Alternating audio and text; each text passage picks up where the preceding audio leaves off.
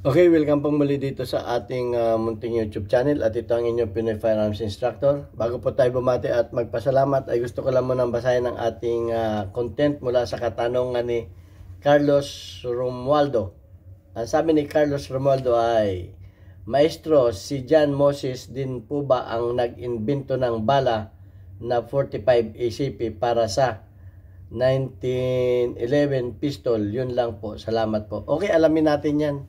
At maganda rin malaman natin kung sino ang nag-invento niyan. Kasi alam naman natin na si John Moses Browning ang nag-invento ng 45 na baril, caliber na baril. Ay tingnan din natin kung baka naman iba nag-invento niyan. Okay, so bago natin yan sagutin ay gusto ko lang kayong pasalamatan dahil sa inyong pagla-like at pag-share ng ating mga videos dahil tayo ay umabot na sa 47.2 na mga subscribers dahil yan sa inyong pagla-like at pag-share ng ating mga videos. At lalo tigit maraming salamat sa mga hindi nag-skip ng ads dahil nakatulong naman kayo sa ating revenues na kung saan ang ating revenues ay binibigay natin sa ating 6 na estudyante na mga beneficiary natin, anak ng mga single parent na tinutulungan natin na mabigyan ng allowance para makapagpatuloy ng pag-aaral. Ngayon din maraming salamat lalo tigito sa mga nagpadala dito sa ating GCash number. Huwag po ninyong tawagan yung number na yan para kayo bumili ng baril. Wala po kaming binibinta na baril. Tumawag po kayo dyan o mag-message kung kayo may paabot na tulong sa ating mga beneficiaries para kayo ay ma-recognize kagaya ni Aljun Dating at Jubit Francisco. Ngayon din maraming salamat kay Noli Peace America para sa mga ipinadala sa ating premier videos. Malaking tulong sir ang inyong mga pagpapadala ng tulong sa ating mga beneficiaries at pagpalain kayo ng ating Panginoon. So pumunta na tayo dito sa katanungan. Sa aking siyempre kung ikaw ang umimbento ng isang baril, ikaw na rin ang imbento ng isang bala para do sa baril na yan. Kasi mag-imbento ka ng baril na walang bala, edi gagawa ka na rin ng bala para doon. Kasi alam naman natin na kaya ginawa yung 45 caliber na yan dahil doon sa mga Moro na natakot yung mga sundalo ng Amerikano doon sa mga Moro sa Pilipinas na nagsusuicide, hindi napapatumba ng mga 38. So, sugod na sugod, nag-request sila na kumari ay gumawa ng baril na mga may stopping power. So, kaya ginawa ni John Moses Browning yung 45 caliber na yan. Siyempre, uunahin niya yung bala. Gagawa siya ng baril. Siyempre, iisip siya ng malaking bala. So, dinisign niya rin yung bala na yan. Bago siya gumawa ng baril, siyempre, uunahin niya magdi-design muna siya ng bala. Gagawa siya ng caliber. Walang bala. Paano yan? So, tingnan na rin natin ang history para mas malinaw.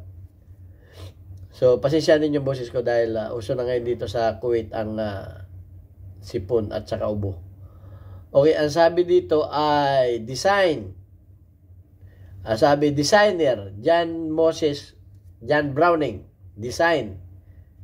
45 ECP. 1904, produce at present noong 1905. Ang variant nito ay .45 ACP plus P at .45 auto rim. Meron ding .45 super at meron din .460 Roland. So tingnan natin pa yung ibang sabi dito who invented the 45 ACP? Sabi ay, enter John Moses Browning, the legendary inventor whose name is forever etched in firearms history. By 1904, Browning had laid the groundwork for what would become the .45 ACP automatic Colt pistol cartridge that 120 years later continues to stand as a cornerstone of firearms performance. Okay, 120 years na patuloy pa rin. At yan sinasabi ay cornerstone. So, napaka-legendary talaga niyang. Wala na tayong pag-usapan yan. Dami na natin video dyan eh. So, yan yung mga sinasabi dito. Sabi dito ay design, 1911 model, 1911, 1924, model 1911 A1. Colt Manufacturing Company, Smith & Wesson, Norinco, others companies, at ang dami pang mga company niyan. So, hindi na natin babanggitin isa-isa pa. Ang dami niyan. Sabi nga, who made the original 1911 45 ACP? Ay walang iba kundi si John Moses Browning. Kaya hindi pa natin basahin yan. Sabi dito pa, why is 45? Marami pa dito tanong eh. Ito na lang ang babasahin ko last ha.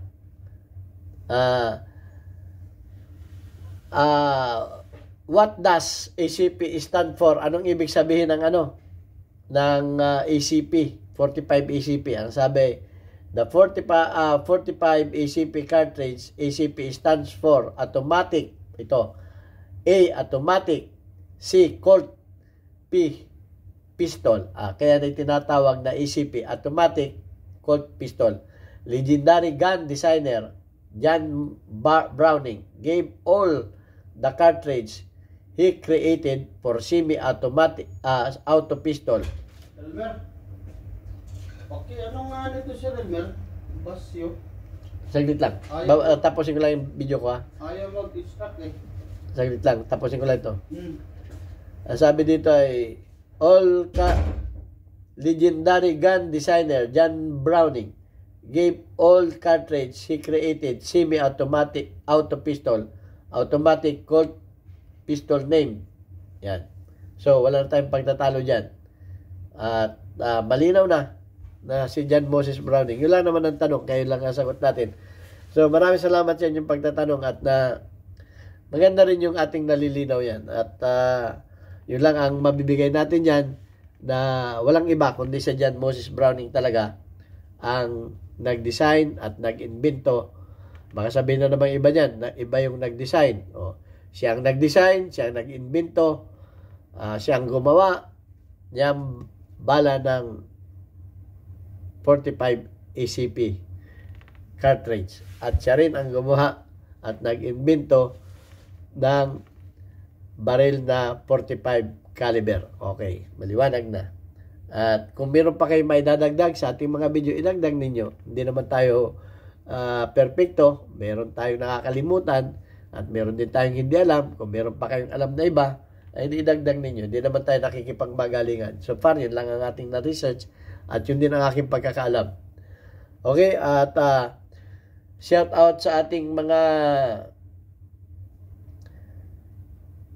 community guidelines. Ang ating mga community guidelines ngayon ay si Angel